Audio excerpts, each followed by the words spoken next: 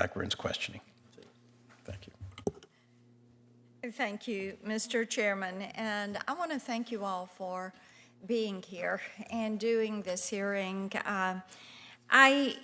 One of the things that has concerned me, and intellectual property and its protections are something we hear a lot about in Tennessee, whether it is our auto engineers or it's our singers, our songwriters, our authors, our publishers.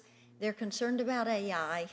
They're concerned about losing IP protections. So I appreciate this. And many times China comes up. And one of the things we've paid attention to, if you go back and you look at 2021, China really moved ahead when it came to patent filings. And in 2021, they did 1.59 million patent filings. And that was more than double what we had in the U.S. And that acceleration rate is something that was of tremendous concern to me because we know China is repeatedly trying to take our R&D and take our IP. And Mr. Babcock, you talked about this in your testimony, and I'll quote you. You said, to donate our R&D and American IP to aggressive foreign competitors was a statement you made. Why don't you elaborate on that one for me? Yes, we were trying to work in good faith with a Korean OEM for putting wireless power into their cell phones. Once they realized the ingenuity of the invention, they worked with their suppliers in China and Taiwan to figure out a way to reverse engineer it and build it. And it ended up proliferating into over 1 billion cell phones since then.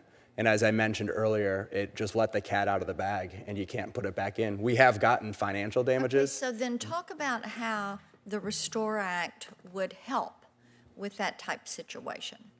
Yeah, so the Restore Act can actually stop it from proliferating because it will actually enjoin those companies from being able to ship products if it has the infringing technology in it.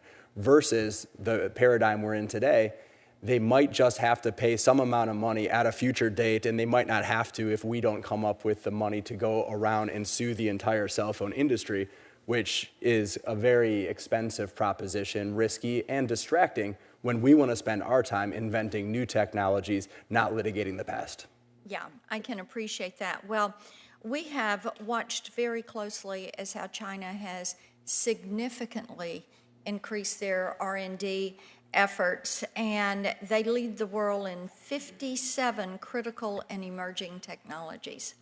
Now, in the early 2000s, we were the leader in those critical and emergency technologies, and right now, we lead in just 7 of those, and this is of tremendous concern to me. That's why Senator Welch and I did the Leadership in Critical and Emerging Technologies Act, which would require the PTO to put in place a pilot program that would expedite the examination of 10,000 patents in microelectronics, artificial intelligence, quantum information.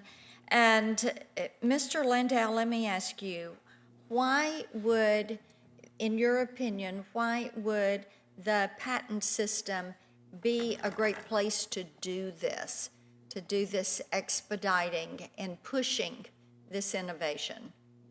So I think that the patent system is, of course, the appropriate place to place that sort of process. The patent system exists to promote the progress of science and the useful arts. That's why we have a patent system. It's actually one of the unique things about the U.S. patent system. Ours is the only or one of the only that puts that progress as the reason rather than some other rationale. So I think it makes sense that if we think these are important technologies, and they are, my members are heavily involved in many of them, we do want to have that sort of accelerated process through the patent office. We do want to have an accelerated examination process. I think that makes perfect sense. Well, we think that this will help push the leadership, push us back into that leadership position on this so that it is something that is encouraging our innovators. We don't want them leaving the country. We want to keep this innovation here. We don't want to have that IP stolen from them. We don't want predatory infringement. And Professor, I know you talked about that a little bit earlier. And protecting these innovators and their constitutional right to benefit from their innovations is something that should be a priority of this committee. Thank you, Mr. Chairman. Yield back. Well,